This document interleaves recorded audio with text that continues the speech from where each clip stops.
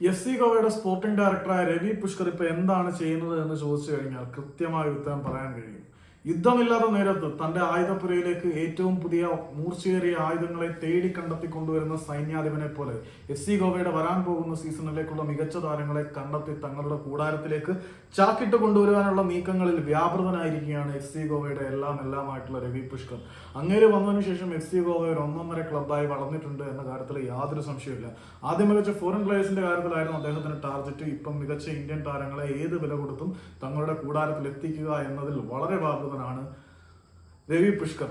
ഒടുവിലത്തെ കൊത്തൽ രവി പുഷ്കർ തൂക്കിയെടുത്ത് തന്റെ കൂടാരത്തിലേക്ക് കൊണ്ടുവന്നിരിക്കുകയാണ്. Real Kashmir FC മികച്ച താരങ്ങളിൽ ഒരാളായ അവരുടെ ക്യാപ്റ്റൻ ആംബാൻഡ് ധരിക്കുന്ന 26 വയസ്സുകാരനായിട്ടുള്ള പ്രതിരോധത്തിലെ കരുത്തൻ ആയിട്ടുള്ള മുഹമ്മദ് ഹമാദിനെ തങ്ങളുടെ കൂടാരത്തിലേക്ക് കൊണ്ടുവന്നിരിക്കുകയാണ് FC ഗോവ. 2 വർഷത്തെ കോൺട്രാക്റ്റിൽ മുഹമ്മദ് ഹമാദ് FC ഗോവയുമായിട്ട് കോൺട്രാക്ട് സൈൻ ചെയ്തു എന്നാണ് പുറത്തേക്ക് വരുന്ന റിപ്പോർട്ടുകൾ സൂചിപ്പിക്കുന്നത്.